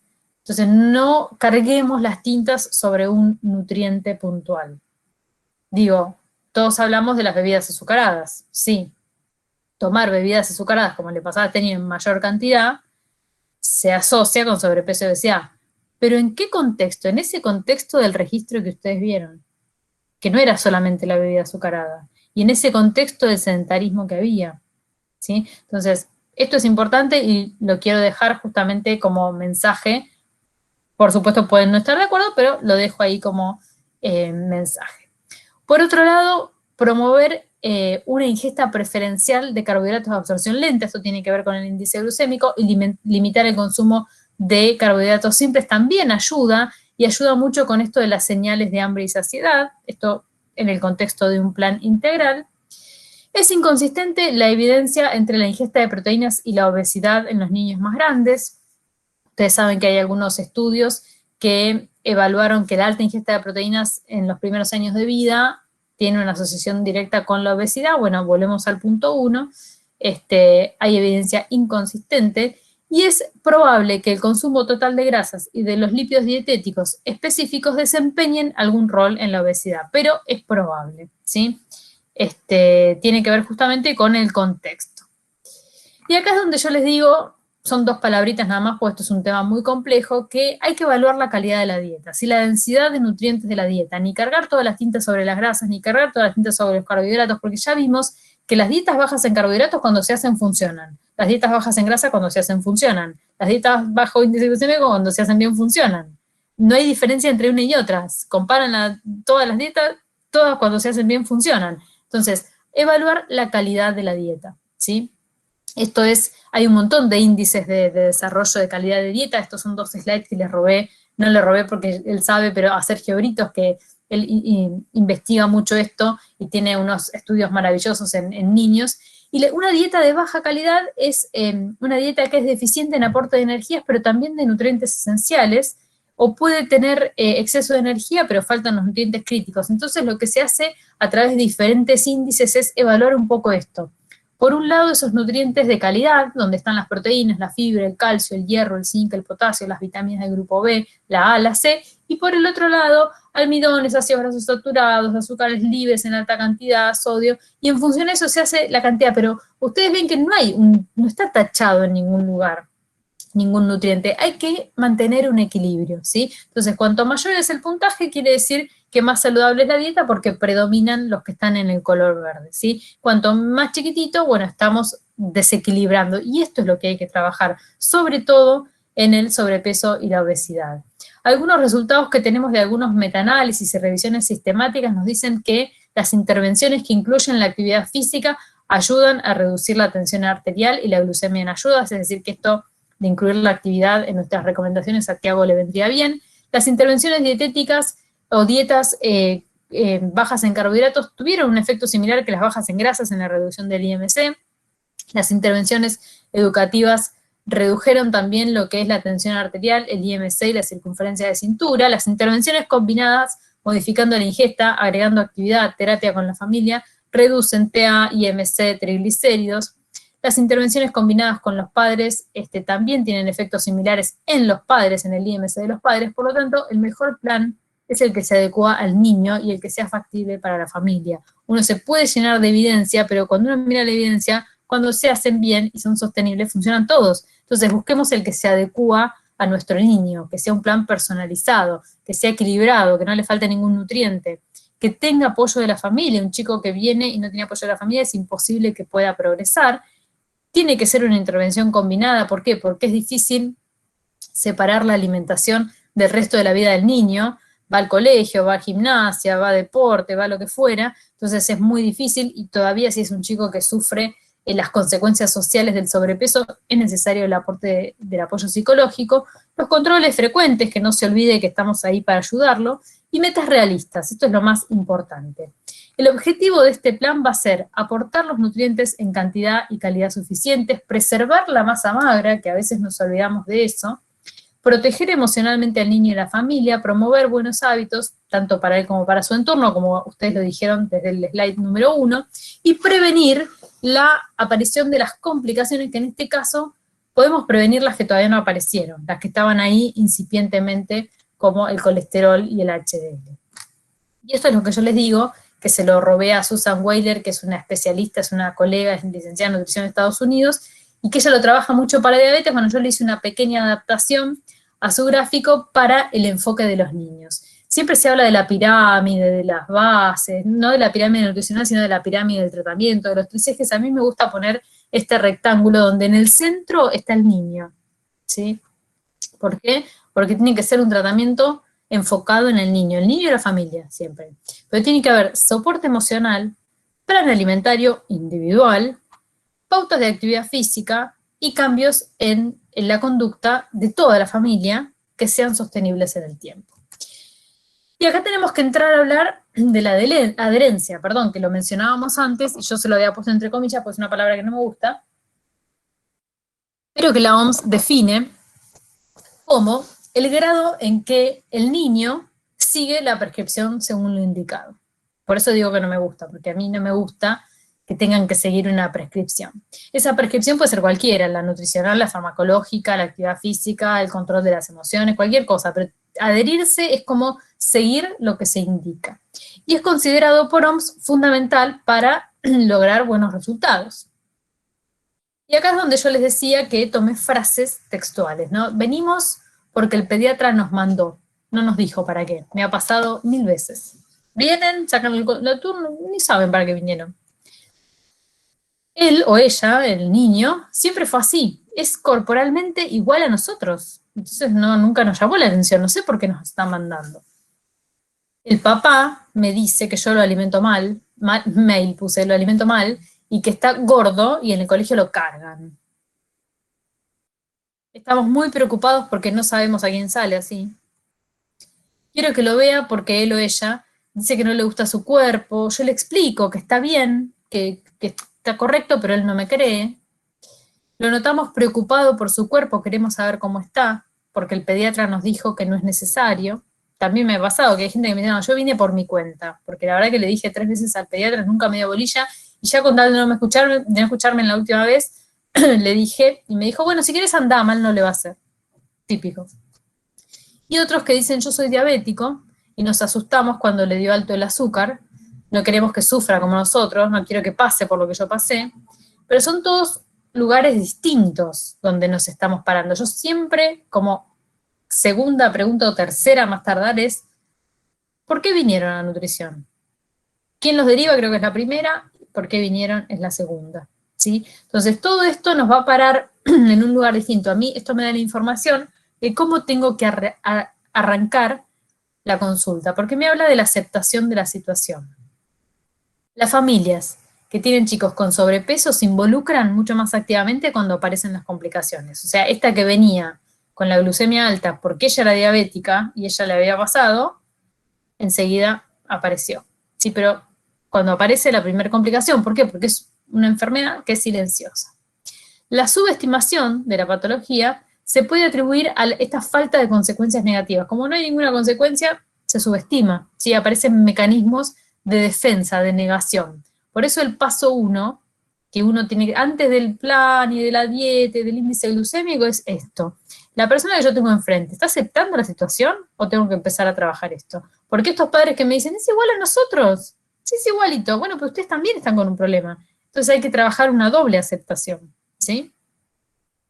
Entonces la adherencia también influye, digamos, en otras dimensiones, ¿sí? Por ejemplo, las creencias que pueda tener el niño, las actitudes con respecto a la nutrición, esto de, bueno, voy porque me va a sacar todo, que bien decía Claudia. Las actitudes de apoyo de los cuidadores, lo que decíamos antes, bueno, un niño que está solo, y me pasa 500 veces que le dicen, yo te dije que no tenés que comer dulce de leche en el desayuno. ¿Pero el dulce de leche dónde está? ¿En la heladera? ¿Quién lo compró? Y lo compro por los otros chicos, como si los otros chicos les hiciera bárbaro comer dulce de leche todos los días. O no, lo compra el papá porque es pobre, siempre los papás. Pero no, es imposible, a él le encanta. Bueno, eso es no acompañar. Entonces eso también influye en la adherencia. Historias familiares relacionadas con el sobrepeso y las comorbilidades. Hay gente que es todo lo contrario. Tiene tanta carga familiar que no quiere que su hijo pase por eso, entonces hay una doble presión sobre el niño.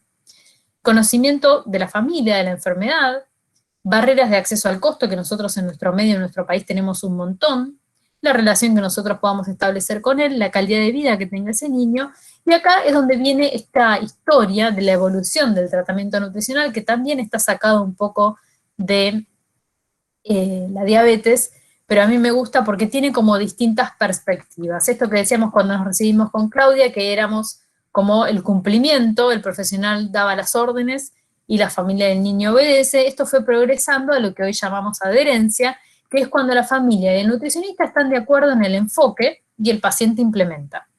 Entonces nos ponemos de acuerdo, bueno, vamos a tratar de hacer esto, te parece muy difícil, vamos a empezar por acá, y ustedes se implementan, y ustedes se van de consultorio y yo atiendo al paciente que sigue y me olvidé. Y después está lo que ahora tendríamos que estar haciendo, que se llama concordancia. Es muy distinto, no encontré la mejor foto, pero traté de buscar una foto donde hay, en realidad la que se está involucrando es la propia nena, faltaría ahí el resto de la familia, y ella le está dando algo de comer a su muñeco, porque la familia y el nutricionista colaboran para adaptar el tratamiento a las prioridades del paciente, y esto es muy difícil. A mí me costó un montón y todavía a veces no lo puedo hacer porque veo que hay comorbilidades tan importantes que quisiera bajar línea y digo, no, a ver, en este momento él tiene otras prioridades, en este momento él está pensando en otra cosa. Es muy difícil poder leer primero las prioridades del paciente para después ponerse de acuerdo entre todos. En la concordancia hay justamente eso, un acuerdo entre partes. Ya no es ni uno que da la orden y el otro lo hace, ni uno que se pone de acuerdo en lo que le dijo el otro para cumplirlo. Acá lo que se trabaja son las prioridades del paciente, por eso les digo que es muy difícil. Y una cosa que yo también hago, lo pongo en la sala de espera, es la disponibilidad para hacer los cambios. Se los doy y les digo, bueno, llévate de ahí 2, para la próxima vez que venís, me tenés que contestar estas preguntas. Entonces los hago poner entre el 0 y el 10, 0 es no del todo, y el 10 estoy muy seguro que voy a hacer ese cambio, y le pregunto, bueno, ¿qué tan importante es para vos hacer este cambio puntual? Estas son preguntas generales, pero yo voy para preguntas específicas del paciente. Bueno, ¿qué tan importante es para vos comenzar a hacer el desayuno? ¿Qué confianza tenés en que podés hacer el cambio? Porque hay mucha gente que te pone 10 en la primera, y en la segunda te pone un 2, porque no se creen ellos capaces, entonces ahí hay que pararse en otro lugar y trabajar otra cosa con ese chico. ¿Qué tan preparados se sienten? Esto en general lo hacen en familia, para determinado cambio que yo les estoy pidiendo. ¿Y qué se necesita, en este caso que pusieron un 2, para pasar de un 2 a un 5, o de un 5 a un 9? ¿Qué podríamos hacer? Entonces yo les marco las pautas en una consulta y en la siguiente me contestan esto. Y esto me sirve para trabajar la consulta siguiente. Hay 3 cosas importantes de la entrevista motivacional que nos permiten lograr mejores cambios, que es el enfoque primero, limitar el momento de la consulta a 1 o 2 comportamientos, no más, esto de que decía Claudia, que se lleve todo en la primera consulta, no. Programar, está bueno que el paciente sepa cuántas consultas van a hacer, qué tiempo tiene cada consulta, porque si no se transforma en una consulta psicológica, y nosotros tenemos una sala de espera llena, y la familia, que no, porque el papá, que estoy separado, y que no sabe, y el padre no hace nada, y la madre y la abuela que le trae. Entonces tenemos que anticiparle. Nosotros vamos a vernos tantas veces por mes, la consulta es de media hora, a veces puede ser que podamos hacer un poquito más, pero tenemos que darle lugar a todos los pacientes que están con la misma problemática o con otra, y sobre todo nosotros, que es la práctica profesional, y es el más difícil. Los otros 2 en general se pueden hacer bien, pero este es muy difícil, y de hecho, en lo que es mi experiencia personal, hasta el principio, cuando yo leí esto de la concordancia, digo, no, pero el paciente no tiene la menor idea cuáles son las cosas importantes que tiene que hacer. ¿Por qué yo me tengo que adaptar a sus prioridades? Y no, créanme que lo tienen que ir trabajando, porque implica nada, capacitarse uno. Yo empecé a leer más sobre este tema, empecé a capacitarme más, después ya les digo, lo traje más del área de la diabetes, y me sirvió también para trabajar acá. Entonces, un profesional no es el dueño del saber, como decía Claudia, uno no tiene todo el saber, y tiene que aprender a ser un orientador, y hacer acuerdos, ¿sí? Esto va permanentemente rodando esta rueda. El profesional practica la escucha reflexiva, y no es lo escucho y mientras tanto estoy pensando en el impuesto que tengo que ir a pagar. Escucha activa y reflexiva. Expresa empatía. Uno no puede ponerse a retar a un paciente, ya lo retan los padres, lo retan en la escuela. Empatía, eso es lo más difícil. Afirmar el derecho del niño a elegir. Siempre preguntar, ¿te parece muy difícil esto? ¿Vos crees que vas a poder? ¿Tenés ganas de hacerlo? Porque si vos me decís, mira, a mí esto no me importa nada, hablamos de otra cosa. Pero esto sí, que él puede elegir. Apoyar la autonomía de la familia, esto de, yo les doy esto como una orientación, y después ustedes me dicen qué es lo que se puede hacer y no de acá, y qué es lo que tienen ganas de hacer. Orienta e informa, nada más. No indica, no prescribe, no da órdenes, nada. Acepta la colaboración, esto por parte del paciente, sí, pero el paciente establece sus propios objetivos. En este caso es la familia, ¿no? Porque el niño es chiquitito. La familia acepta la necesidad del cambio, y a veces tardamos 2 o 3 consultas hasta lograr esto, y uno dice, hasta ahora no hablé nada de lo que tienen que comer, no importa. y puede requerir la retroalimentación por parte del profesional, si a veces piden, y esto es importante. En función a eso se inicia esta rueda de los cambios que se pueden sostener a largo plazo. Estrategias hay un montón. Esta es una, que es la de Epstein, la de las luces del semáforo, algunas basadas en el contenido de grasa de los alimentos, otras basadas en el contenido de fibra. Esto no importa, ustedes lo pueden ir adaptando. Y esta es la que uso yo, que en realidad es la que usé con él, pero tengo algunas adaptaciones que hago, esto lo tienen que hacer ustedes en la medida en que a ustedes les parezca, y trato de decir, bueno, prohibido no hay nada, como decíamos recién, tratamos de que los alimentos rojos no estén en casa, que los alimentos amarillos se controle el tamaño de la porción y cuántas porciones, y los verdes son para avanzar, pero sobre todo probar, ¿sí? Por eso puse antes de decir que no te gusta, probarlos, porque generalmente no los consumen, como decía otra de las colegas, trabajo sobre incorporar los alimentos saludables porque nunca están. Y después abajo hago una pequeña aclaración de actividad física, qué es lo que podemos hacer más y qué es lo que podemos hacer menos, y sobre esto vamos trabajando, y yo, según cada niño, le voy por ahí moviendo algunos del amarillo al rojo, otros del amarillo al verde, en función a lo que necesite cada uno de los chicos. Y este es un plan de actividad física que está sacado de un estudio que se llama Lucajet, que en realidad es un estudio de adultos, pero que me sirvió mucho, sobre todo para los niños sedentarios, porque es un plan a 3 meses que es muy, muy gradual. Empieza con, durante la semana 1, actividad aeróbica, nada más que 15 minutos 3 días. Entonces, en un niño que es completamente sedentario, cuando lo mira, no le parece un desafío 15 minutos 3 días. Dice, sí, lo puedo hacer. Es más, puedo hacer media hora. No, ¿sabes qué? ¿Qué hago? No hagas media hora. Vos limitate a lo que dice acá. 15, 3 veces por semana, y anotalo, y anotame qué hiciste. Y le explico qué es aeróbico, que puede ser cinta, bailar con música, bicicleta, bueno, natación, lo que quieras, saltar a la soga. La segunda semana, 20 minutos 3 días, la tercera agrega algo de resistencia, y ahí les explico qué es resistencia, que no tiene que ser el gimnasio ni las pesas, sino que puede ser latitas de tomate, botellitas, cintas, bandas elásticas, sentarse y pararse de la silla. Eso lo vamos adecuando a lo que cada niño puede hacer, sobre todo si aparecen problemas en las articulaciones, hay que ver bien qué se puede. Y así van llegando, en el lapso de 3 meses, a la recomendación de actividad física de la OMS, ¿sí? Es algo gradual, a veces se quedan en la semana 8, a veces en la 5, no importa, pero ellos saben que tienen ahí el eje, y a mí me sirvió mucho para que vean que se puede ir haciendo de manera gradual. Y esto que les decía, que a mí también me sirvió mucho, que es cómo enfocar la agenda de la consulta. Bueno, tengo media hora, tengo todo este tema, ¿por dónde empiezo? Bueno, justamente esto también se los mando siempre de una consulta para la otra, porque dijimos que acá lo que va es la prioridad del paciente. Entonces yo por ahí quiero hablar de las verduras que no comió, y en realidad el nene me quiere hablar de que no pudo hacer la actividad física, o que la leche a la mañana, lo que fuera. Entonces tratar de ver esto, bueno, herramientas para manejar la consulta. Entonces, bueno, pensemos en los costos y beneficios de poder cambiar algo y no cambiarlo. Bueno, no sé, trabajamos un comportamiento, esto que decíamos, incorporar el desayuno. Ese es el comportamiento que vamos a trabajar. Bueno, ¿qué pasa si vos decidís mantenerte igual, no hacerlo? ¿Qué pasaría?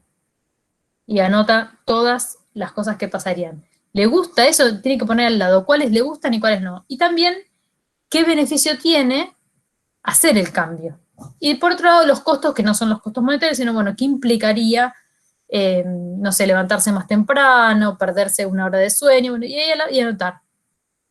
¿Le gusta o no le gusta? Y a veces pasa que traen tanto del lado del cambio que ellos solo se dan cuenta que tienen que hacerlo.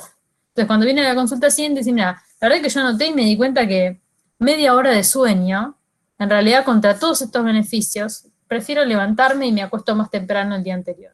Un ejemplo bastante burdo, ¿sí? ¿Cómo hacemos el tema de los cambios de actitud? Bueno, tarda mucho tiempo y depende de cada niño.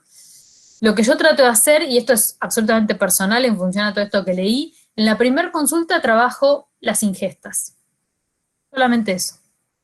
Que tiene que hacer desayuno, almuerzo, merienda y cena, tratar de dejar un espacio de 3 a 4 horas entre comidas, y tratar de que sean ingestas adecuadas. Y ahí le doy algunas pautas. Bueno, ¿cómo es un desayuno adecuado? Y a veces me miran y me dicen, yo no tomo nada de la mañana, yo no puedo comer eso. Bueno, empecemos con esto. Con esto y esto. Pero vos lo tenés que hacer todos los días. ¿Qué te parece? ¿Podrás o no podrás? Y no sé si va a poder todos los días. Bueno, ¿qué días crees que vas a poder? Y por ahí, el sábado y domingo seguro, pero bueno, y ahí vamos trabajando. Pero en la primera consulta trabajo las comidas del día. También el tema del descanso, que está muy asociado con esto de las comidas del día, porque hay niños que se acuestan muy tarde y con el tema de la pandemia fue un desastre el año pasado, la cantidad de chicos que cambiaron el ritmo de sueño, que se terminaban durmiendo a las 3 de la mañana. Entonces, bueno, tratar de trabajar esto. En la consulta 2, o a veces se puede en la 1 según el paciente, en función al registro, porque yo trabajo con mucha derivación de pediatra y como algunos ya me conocen, ya los mandan. Le dicen, anotá 3 días en lo que estuviste comiendo de manera prospectiva y se lo llevas a Jessica. Entonces ahí ya lo puedo hacer en la primera consulta. Cuando no, se los pido para la siguiente. Hacer una pequeña reducción de lo que vienen comiendo. Yo en general no calculo, ahora lo vamos a ver, por eso les puse no aburrirse, lo puse al final, no calculo las calorías, sino que hago reducción de lo que vienen consumiendo. A veces lo puedo hacer en la primera o en la segunda. En la segunda o la tercera consulta, según cómo venga ese chico, solicito 2 o 3 vegetales nuevos. ¿Sí? Entonces vamos trabajando. ¿Sí? Según la predisposición, la tablita de predisposición del cambio que tenía con los puntajes, me fijo cuál empiezo con los más altos para motivarlo, los que tienen puntaje 8, 9, 10, empiezo a trabajar esas conductas en esta consulta y después voy manejando las otras. Y bueno, y vamos probando. Vegetal nuevo implica probarlo, comerlo, tocarlo, olerlo y tragarlo. ¿Sí? Después en la consulta 4 voy al tamaño. Fíjense que ya todo esto pasó como un mes. Con suerte, si no más. Tamaño, bueno, bárbaro. Ya haces las 4 comidas. Estás tratando de dormirte más temprano. Reduciste un poco la cantidad de alimentos que comías y probaste vegetales nuevos. Ahora vamos a ver cuál sería el tamaño adecuado para la porción el día de hoy. ¿Sí? Con estos cambios, que probablemente en ese momento ya haya hecho una reducción de algo de peso. Después voy con las frutas, ¿por qué? Porque las frutas es más fácil, en general consumen más, entonces después trabajo la fruta. Cuando ya viene medio cansado y todo, bueno, 2 frutas incorporemos, algo sencillo, y volvemos a motivar el engagement, esto de enganchar al paciente. Y otra cosa que trabajo en todas las consultas, desde el 0, incluso cuando llegan hasta la última, son los obstaculizadores. Es más, a veces lo único que hacemos es hablar de ¿qué pasó? Si vos sabés que tenés que hacer esto y dijiste que lo querías hacer y querés estar mejor, ¿qué pasó que no lo pudiste cumplir? ¿Qué es lo que está boicoteando tus ganas? Definitivamente que son sus ganas. Herramientas un montón. Tengo lotería, sopa de letras, semáforo, dibujo según las edades de los chicos. Hay chicos que ni conocen. Uno le dice, ¿qué color es la berenjena? Verde, te dicen.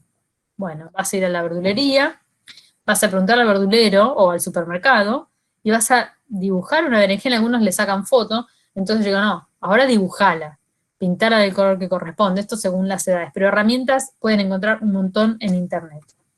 Y esta es una herramienta de la Red de Obesidad de Canadá, donde habla de pautas puntuales. Ellos dicen las 5A porque está en inglés, pero son preguntar, evaluar, asesorar, acordar y asistir.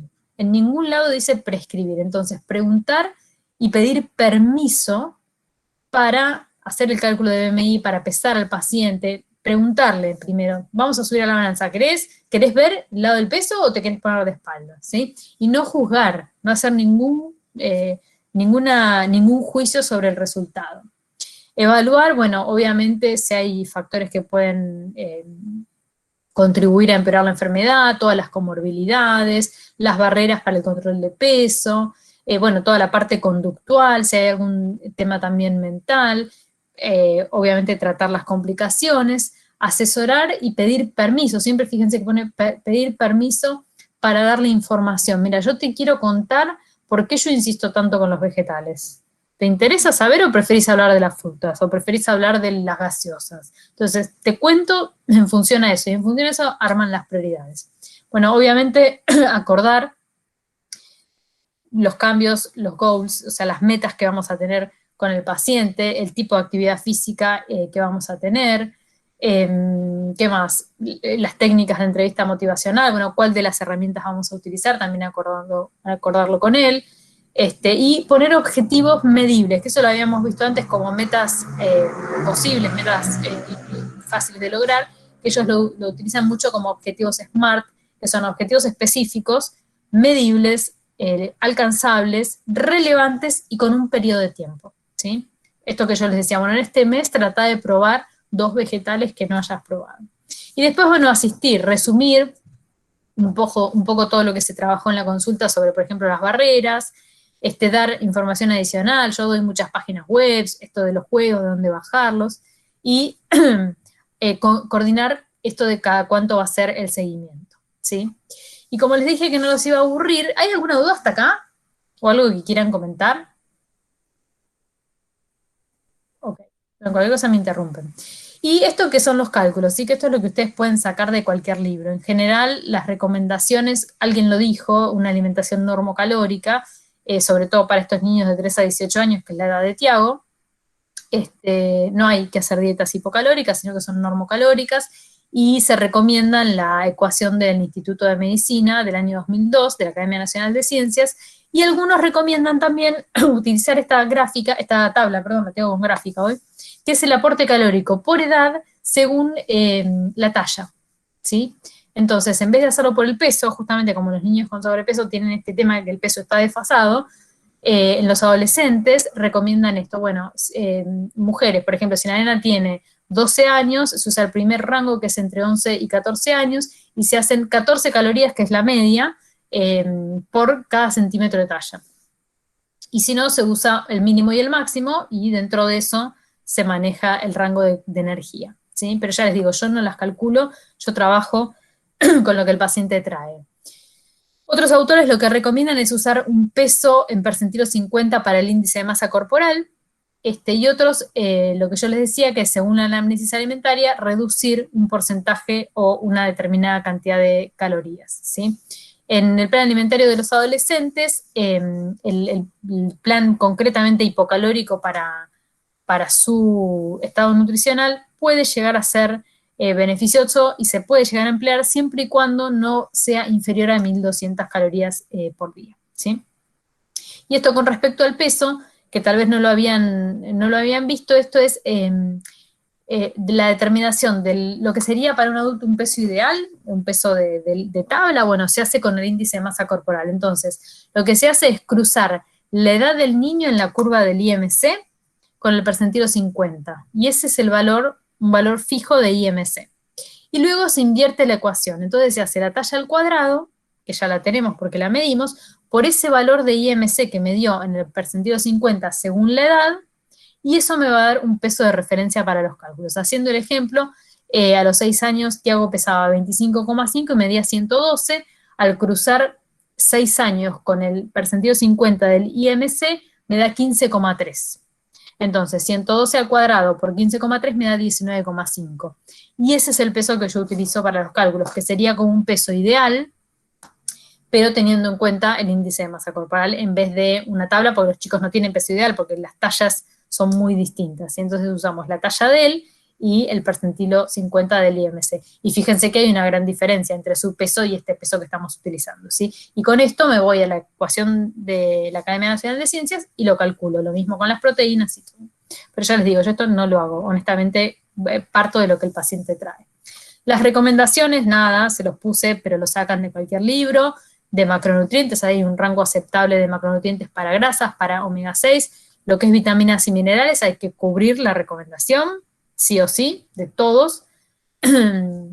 Y con respecto a la prevención de enfermedades cardiovasculares, hay diferentes recomendaciones, ustedes pueden elegir las que más les gusten. Esta es de la American Heart Association, la primera, que tiene que ver con controlar un poco la cantidad de las grasas, y abajo puse las de la Sociedad Argentina de Pediatría, donde está esto que hablábamos antes de los lácteos descremados a partir de los 2 años de edad, ¿sí? Y después lo que nosotros ya conocemos de el NSEP y el ATP3, de las etapas de tratamiento ya de enfermedad cardiovascular con el contenido en colesterol a los primeros 3 meses y en la etapa 2 los segundos 3 meses si el paciente no mejoró, pero esto ustedes ya lo conocen. Bibliografía hay un montón, esta está en español, se las traje porque está en español, esta de la OMS, bueno, puse la carátula en inglés, pero búsquenla en español que también está. Después está el documento de sobrepeso y obesidad del Ministerio de Salud, que está bastante interesante, tiene una perspectiva más epidemiológica, pero es muy bueno. Y después hay 2 guías de la Sociedad Argentina de Pediatría, que son las guías de práctica clínica, y concretamente las de obesidad en los niños. Y después este libro se los recomiendo, se usa mucho para los chicos que son los picky eaters, los que tienen dificultades alimentarias, pero yo también lo empleo mucho en los chicos con sobrepeso, porque se llama encadenamiento alimentario. Tiene que ver con empezar con un alimento que el niño viene consumiendo, que le gusta, y a partir de ahí hacer los cambios conductuales. Este libro es divino, tiene los pasos súper desarrollados, se llama Food Chaining, no lo conseguí nunca en español, pero bueno, por ahí lo encuentran en algún PDF estos que se bajan. Y estos son algunos ejemplos clásicos que ponen, en el libro hay un montón, donde uno empieza desde la papa frita, después pasa a la papa cortada como papa frita pero hecha al horno, después pasa a la papa al horno en cubitos, después pasa a la papa hervida, después pasa a la ensalada de papa y huevo y termina en el puré de papa, por ejemplo, que es mucho más saludable que la papa frita. Y acá lo mismo, hamburguesa, a la hamburguesa le agregamos un poco de vegetales, después le sacamos la tapa de arriba y la transformamos como en una especie de pizza de carne, después pasamos una pizza con vegetales y terminamos en una tarta con vegetales. Por supuesto, cada uno de estos pasos pueden ser 2 o 3 meses. Pero bueno, es una buena estrategia para ir trabajando esto del encadenamiento. Un alimento ancla, y sobre con los chicos con dificultades alimentarias se usa mucho y es muy bueno estos que no se animan a comer o que tienen dificultades sensoriales. Y en los chicos con sobrepeso también está bueno y suele ser bastante divertido incluso para ellos. Importante acompañar a la familia, como les decíamos, darle herramientas, y acá tienen que estar todos, por eso puse una foto de que hay abuelos, porque si se queda esto que preguntaban ustedes, bueno, ¿con quién come? ¿Quién está? ¿Quién la va a buscar? Porque si está el abuelo, el tío, la niñera, bueno, todos, no digo que todos vengan a la consulta, pero es una actitud que tiene que expandirse, esto tiene que expandirse para toda la familia. Y esto les agradezco que me dejaron pasar mis chivos, es mi página y el Instagram por si quieren seguir, donde yo suelo subir cosas para los pacientes concretamente. La página tiene una parte para profesionales, pero yo acá trato de ser un poco eco-friendly y ya no les doy más cosas impresas a los pacientes, los juegos, todo eso les digo que se los bajen de ahí, las recetas de cocina, uno trabaja mucho con, sobre todo los vegetales, que los padres dicen no sé cómo cocinarlo, entonces bueno, recetas, todo eso, mira, entras acá, pones acá esta clave y bajate todas las recetas, entonces como para que tengan ahí herramientas que puedan llegar a servirle, y después trato de amigarme con el Instagram y hacer algún video, alguna receta, alguna cosa divertida. La verdad que todavía me cuesta porque soy un poco arcaica, pero bueno, esto era un poco los que les quería contar, más allá de los cálculos y las tablas que ustedes pueden sacar de cualquier libro. Así que no sé si tienen alguna pregunta o algo que me quieran comentar.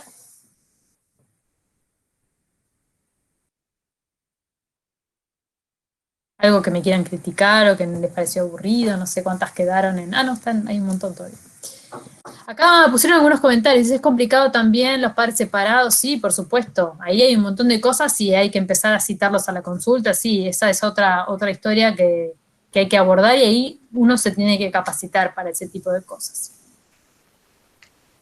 Yo con padres separados, por ahí lo que fueron juntos a la consulta la vez que me tocaron, y también que nació de ellos, y por ahí lo que les propuse es comunicarse, porque la nena estaba comiendo todo el tiempo lo mismo, jamón con uno, o sea, más o menos se repetía el mismo patrón, y que se comuniquen. Yo le di esto, o sea, les enseñé todo, y más o menos que tengan, les propuse, de ahí a cómo siguió su relación, si lo pudieron hacer o no, pero yo les propuse comunicación entre ellos, digamos, por el bien de la nena. ¿Y ellos qué te dijeron cuando les dijiste eso? Que sí, que les parecía de acuerdo. Le digo, bueno, pues si vos se la llevas a las 4 de la tarde, comentale, desayunó esto, almorzó esto, no sé qué, y si comió esto, por ahí tratar de darle tal cosa, y como que me dijeron que sí. Al tiempo, o sea, no volvieron, fueron 2 veces, 3, a medio que hacer, porque tenía neofobia la nena, o sea, no comía muchas cosas. Y bueno, pero esa indicación se la tomaron como bien, como que era algo que podían hacer, porque les pregunté, ¿les parece posible hacerlo? No sé qué, y como que sí, no había problema. Bueno, vos hiciste una concordancia con los padres y obviamente después ya la responsabilidad es de ellos, pero vos fíjate con qué cosa tan simple que es háblense y avísense que se dieron de comer, no tiene nada que ver con la nutrición, pero tiene que ver con algo clave para el chico, ¿sí? Yo lo que hago es llamar siempre pido que venga el papá, la mamá, y si está particularmente con alguna abuela, abuelo o la niñera, una sola vez los cito, generalmente a los 3. Esa es otra muy buena estrategia para aparte conocerlos, para que andas a ver lo que se imaginan de vos, viste, llega un papel a la casa, entonces es una muy buena estrategia, y si hay abuelos también. A veces el papá suelen jugar en contra o no te conocen y plantean situaciones en donde cubren o regalan golosinas, esto, entonces es importante que para mí, que vengan y bueno, y participen de la primera consulta, por lo menos. Después no, ya está. Bien.